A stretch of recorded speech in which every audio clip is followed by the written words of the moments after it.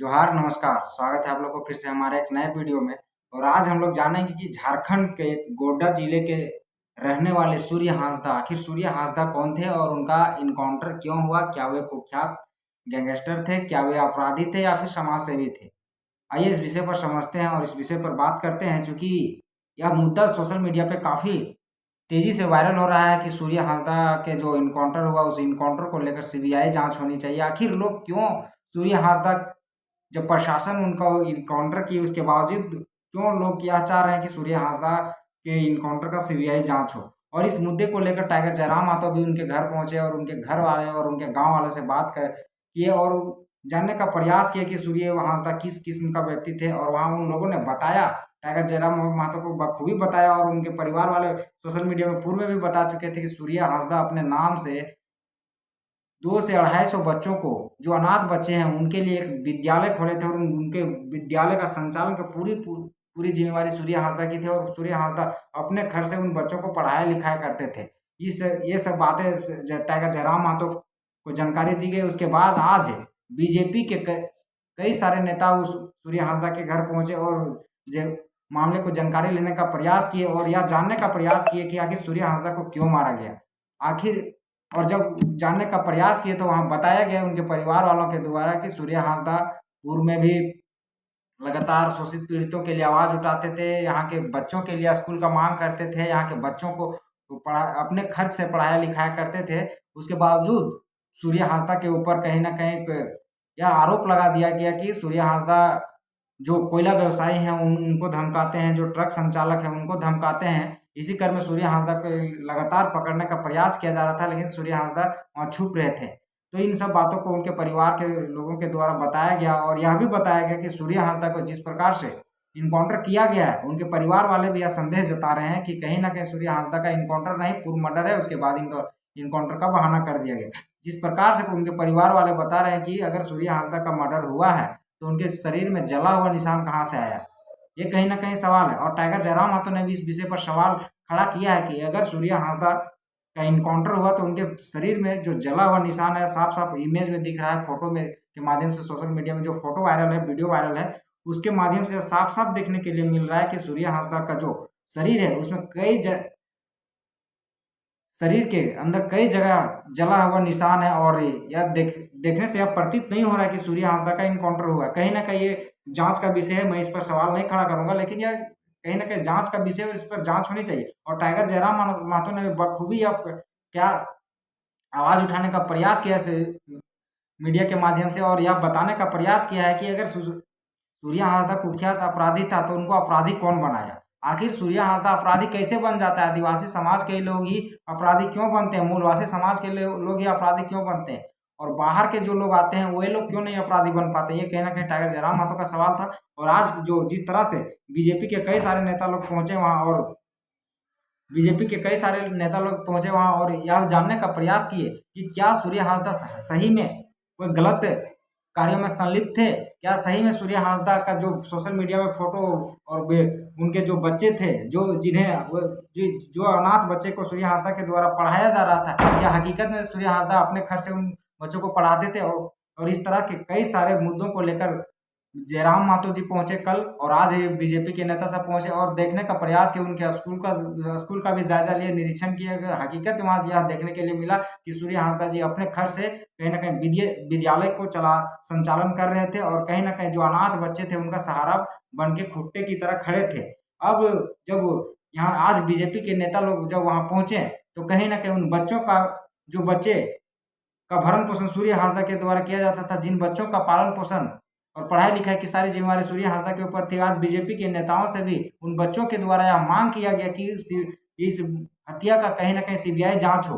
आखिर सीबीआई जांच होने के पीछे एक बच्चे का क्या मांग है? इस बच्चे लोग क्यों, आखिर जब सूर्य हांसदा का बॉडी जिस दिन पहुंचा उस दिन भी बच्चे सब वहां रो रो कर बिलख रहे थे, रो रहे थे कि हम लोग को अब पढ़ाएगा कौन? आज भी जिस तरह से सोशल मीडिया में देखने के लिए मिला कि बच्चे क्यास लगा रहे हैं, बीजेपी के नेताओं से मांग कर रहे हैं कि सीबीआई जांच होना चाहिए इस इनकाउंटर का। तो कहीं ना कहीं ये सवाल खड़ा होता है कि झारखंड में अगर कोई आवाज उठाएगा तो क्या उसका खमियाजा यही भुगतना पड़ेगा कि उनको जान से मार दिया जाएगा?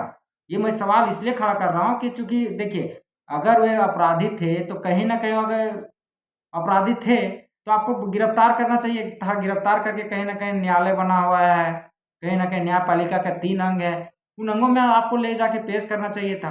आप कार्यपालिका के अंग हैं, आपको इतना तो अधिकार नहीं था कि आप डायरेक्ट आप गोली चलाइएगा, उसके बाद आप डायरेक्ट सिरे से इनकार कर दीजिएगा कि सूर्य हांसदा एक अपराधी था। अगर सूर्य हांसदा अपराधी था तो उन बच्चों के लिए क्या था वो सूर्य हांसदा? और जब सूर्य हांसदा का आप लोगों ने तो जब इनकाउंटर किया तो आपको ये भी जिम्मेवारी लेना चाहिए थी, उनके घर परिवार में जाके मिल के या सूचना देनी चाहिए, जानना चाहिए थी कि जो सोशल मीडिया में बच्चों का वीडियो वायरल हो रहा है, जो बच्चे रो रहे हैं, बिलख रहे हैं, सीबीआई जांच का मांग कर रहे हैं, आप लोग को तो वहां जाके पहुंच के बात करना चाहिए था। सरकार के लोगों को बात करना चाहिए था कि उन बच्चों को अब देखेगा कौन। ये प्राइवेट व्यक्ति अपने दम के बदौलत, अपने अपने जज्बे के बदौलत उन बच्चों को पढ़ा रहे थे, उसके बाद उनको उठाया गया। लेकिन ये सब घटनाएं सिर्फ झारखंड के लोगों के साथ ही क्यों होता है? जो लोग बागी बनते हैं झारखंड के लोग, जो लोग झारखंडियों का आवाज उठाने का प्रयास करते हैं, उन्हीं लोगों के साथ ये सारी घटनाएं क्यों होती है? उन लोगों को क्यों गोली से भून दिया जाता है, क्यों जान से मार दिया जाता है? आखिर कोई भी मारे, प्रशासन के लोग मारे या आम नागरिक मारे, आखिर मारना ही क्या सॉल्यूशन है? आप जिंदा रहने के लिए नहीं आए हैं, यहाँ सबको एक ना एक दिन जाएगा। लेकिन आपको यहाँ समझने की आवश्यकता थी कि सूर्य हांसदा जी के बैकग्राउंड, जब आप इतना कुछ जानते थे कि सूर्य हांसदा जी अपराधी थे, तो आपको ये भी जानना जरूरी था कि सूर्य हांसदा जी के नाम से एक विद्यालय चलता है। उन विद्यालय के बच्चों से आप लोगों को पहले मिलना चाहिए था, उन विद्यालय के बच्चों लोगों से बात करना चाहिए था कि आपको यहाँ भरण पोषण कौन करता है। लेकिन जब से सूर्य हांसदा का एनकाउंटर हुआ है, अभी तक उन बच्चों से मिलने के लिए किसी भी प्रशासन के लोग वहां नहीं पहुंचे, ना ही सरकार के लोग पहुंचे। ये कहीं ना कहीं सवालिया निशान खड़ा करता है। आखिर आपको पावर दिया गया, आपका वर्दी का लोग सम्मान करते हैं, कानून का सम्मान करते हैं। अगर आप भी बिना वर्दी में आइएगा, आप भी बिना बिना आपको अगर टैग लग गया है, इसका मतलब ये नहीं है कि आप किसी को भी जब चाहे आप उठा लीजिए, किसी माफिया के कहने से, किसी गुंडे के कहने से। ऐसा नहीं होता है। ये देश का स्वतंत्र देश है। कहीं ना कहीं इस देश के अंदर सभी को समानता का अधिकार दिया गया, आर्टिकल 14 है, और बताया गया है यहाँ के सभी लोग समान हैं। अगर आपके हक और अधिकार के साथ, अगर आपके हक और अधिकार के साथ अगर कोई खेला कर देगा तो आप क्या कीजिएगा? यहाँ झारखंडियों का आज लगातार जमीनें लूटी जा रही है, जल जंगल जमीन का रक्षा नहीं हो पा रहा है। झारखंडी आज लगातार शोषित हो रहे हैं, पीड़ित हो रहे हैं, उनका जमीन लूट रहा है। 4,000 5,000 रुपये जमीन डिसमिल कंपनी ले रही है। तो क्या झारखंडी आवाज नहीं उठाएगा?